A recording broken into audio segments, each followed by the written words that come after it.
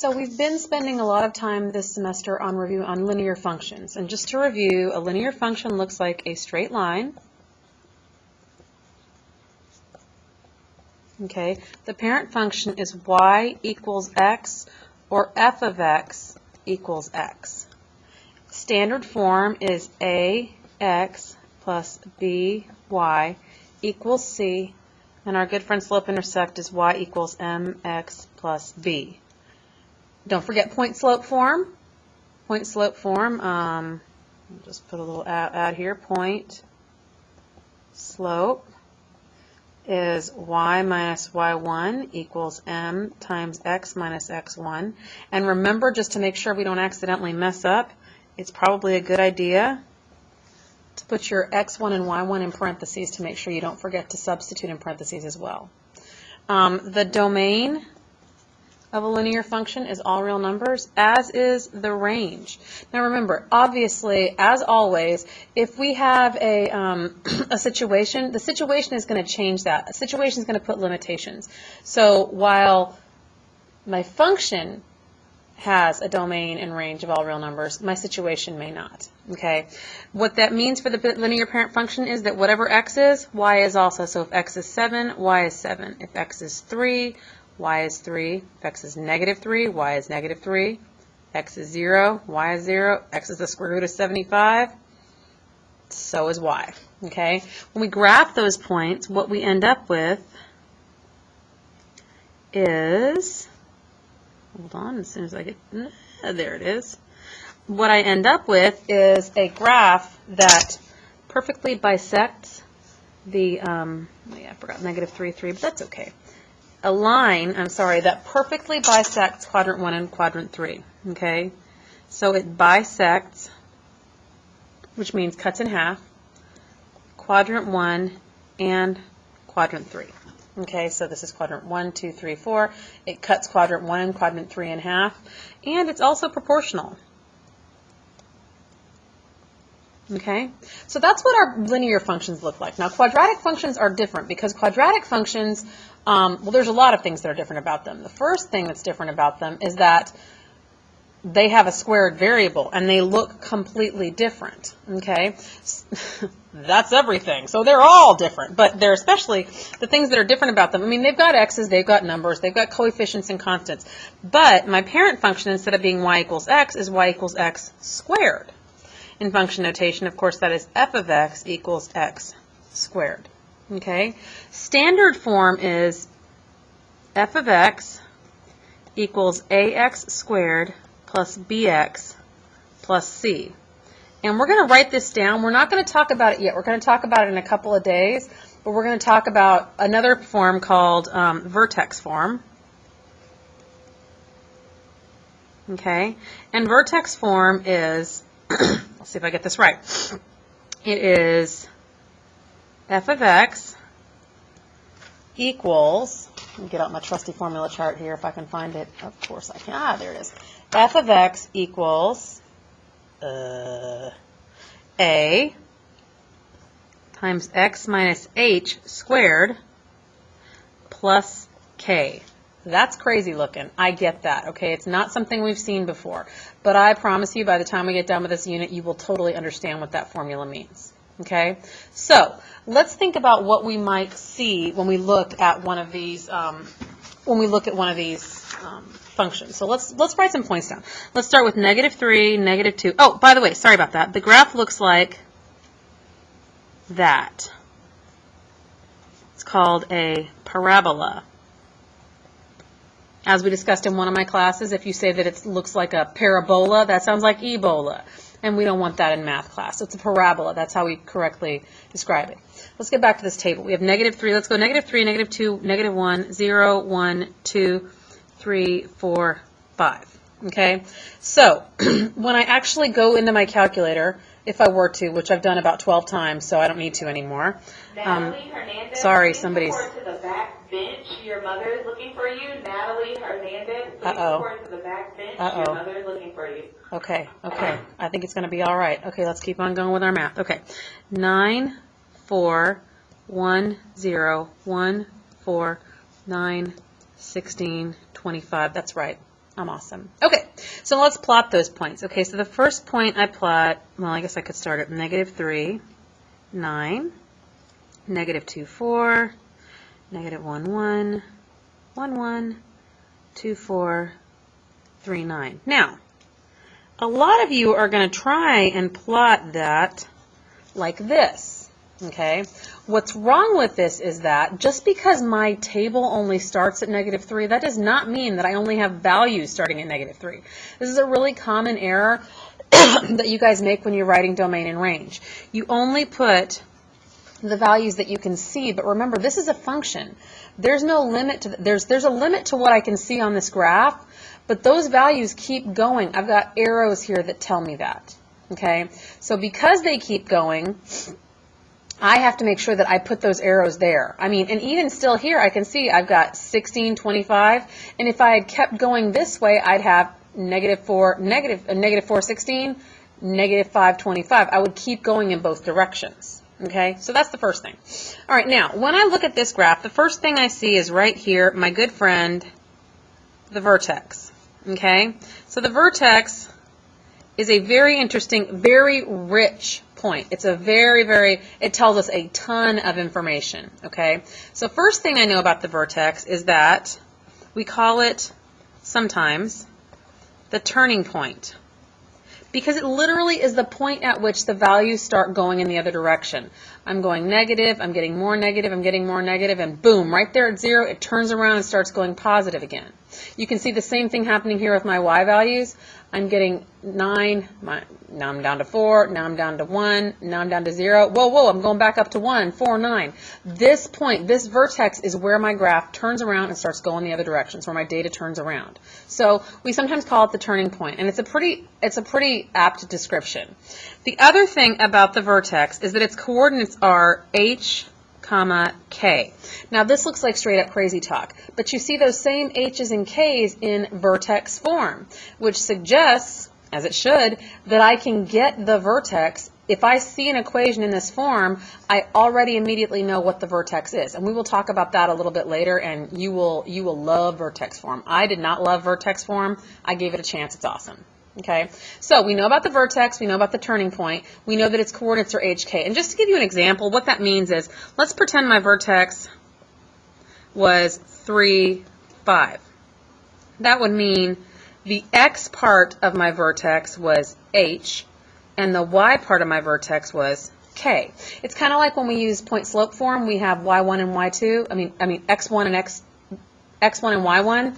It's kind of the same thing, except instead of using x1 and y1, we use h and k. So it's very similar to that form, except it's not, but I think you know where I'm going with this. Okay, so hk. Now, a couple of other really cool things about the vertex is, the vertex tells us, number one, just from looking at the vertex, I can find the axis of symmetry, which I'm going to talk about in a minute, and I can find the range of this function. Okay, so let's describe some other parts of this function, and then we'll get into the awesomeness that is the vertex. Okay, so first thing I want to talk about are these symmetrical pairs, and we will get to the table. Okay, I promise we'll get to the table. We have these symmetrical pairs. Okay, and what that means is these pairs, these values, they call them symmetrical pairs, symmetrical points. I like to call them pairs because I like to emphasize the fact that they come in pairs. Okay, like I got to have 2 of them. Okay, no more than 2. Okay, you can kind of see them right there. You can see that they are on the same, they're like elbow partners. Like they're looking across at you, they're like, hey buddy, okay? These symmetrical pairs are unique and special about quadratic functions. So let's, they are symmetrical points or symmetrical pairs.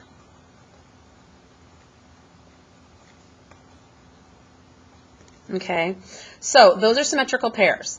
If we have symmetrical pairs, then that means we have symmetry. And symmetry means that if I took this parabola and I folded it in half, the points on this side of the parabola would line up perfectly with the points on this side. It cuts this parabola perfectly in half. Okay, so the axis of symmetry goes right down the vertex. Okay, now in this case, my axis of symmetry is the y-axis. Okay, but it's not always going to be. But this is my quadratic parent function, and the axis of symmetry of the quadratic parent function is x equals 0, which is the equation of, sorry, I'm picking up some glare, x equals 0, which is the equation of the y-axis, okay?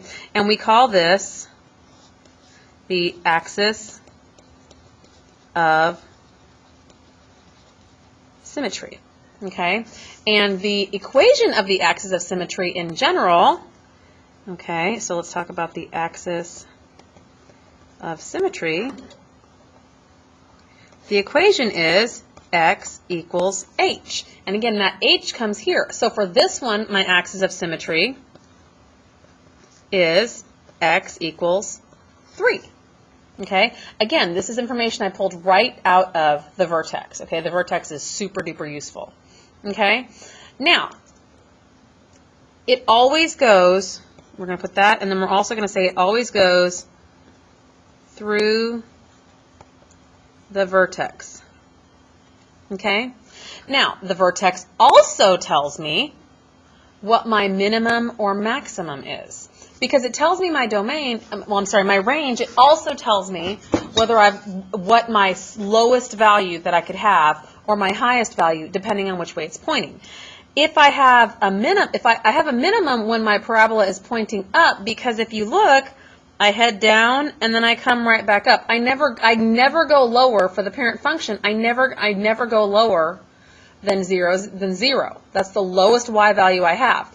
And I've got arrows here on this end, so it doesn't make sense for my x values to have anything to do. I mean, lowest is going to be the lowest point on my parabola. Okay, so this also gives me, I'm going to write this here, okay, minimum slash maximum is, the minimum value is going to be the y value in the vertex. And we decide whether it's a minimum or a maximum based on whether it's facing up. So if it's facing up, I have a minimum. If it's facing down, I have a maximum. Okay, and it's the y part of the vertex. Because again, the x part wouldn't matter. Like, there is no maximum x value. I can keep going in all directions when I smoosh. But my y value keeps going up. From 0, it keeps going up, so the lowest point I can have is 0. All right?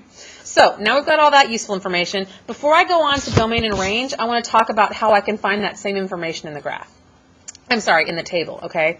So if I start matching up y values, I see I've got these same symmetrical pairs. I've got these same symmetrical points, okay? And they are exactly the same ones as I have here. Negative 1, 1, 1, 1. I've got negative 2, 4, positive 2, 4. Negative 3, 9, positive 3, 9. I've got those same symmetrical pairs in the table as I have in the graph. And I actually have some extra ones here that we'll talk about in a second. Now, you notice I've got 1, 2, 3 points that do not have a symmetrical partner. The one in the middle of all the symmetrical pairs is the vertex. Okay, so this one here is my vertex, and these are my symmetrical points or pairs. Okay? I can also find my x-intercept and my y-intercept. We'll talk a little bit more about that in a little bit here when we do some examples. But that's kind of the basics of looking at a graph and looking at a table. Now let's talk really quickly about my domain. Okay? If I smoosh this down, like if I smoosh that, I've got an arrow here, I've got an arrow here, and I've got a connected line between them, okay? That is all real numbers. And think about it. Can you think of a value that I'm not allowed to enter? I can't think of anything I'm not allowed to enter that's a real number. I could put the square root of 12, and I could get a y value. If I put that into my function, I could get a y value out of that. There isn't a limit to the x values I can put in, but there is a limit to the y values I can get out. Okay, so let's talk about those. So obviously right now we're talking about the parent function. Okay, so if I'm talking about the quadratic parent function,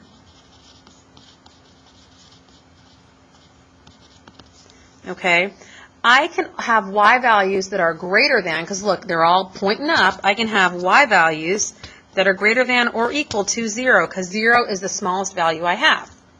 Okay? So that's the range of the quadratic parent function. Now, if I'm thinking about functions in general, okay, if the parabola opens up, then my y is greater than or equal to k. So again, what that means is whatever this k value is in the vertex, that is going to tell me what my maximum or minimum. So if this was pointing up, then my range is y greater than or equal to 5. If it's pointing down, let's talk about that. If the parabola opens down, what do you think is going to happen? While I write, I'll let you think about that. Well, if it's opening down, y is going to be less than or equal to k. Okay? So here, my y would be less than or equal to 5, because in this case, the parabola is opening down. Again, all this information I got out of the vertex. I got the axis of symmetry. I've got the range. I've got the minimum or maximum. I've got so much information just by looking at my vertex. In the next video, we'll do some examples together, and we'll figure out how to see all this information out of a graph that isn't the parent function.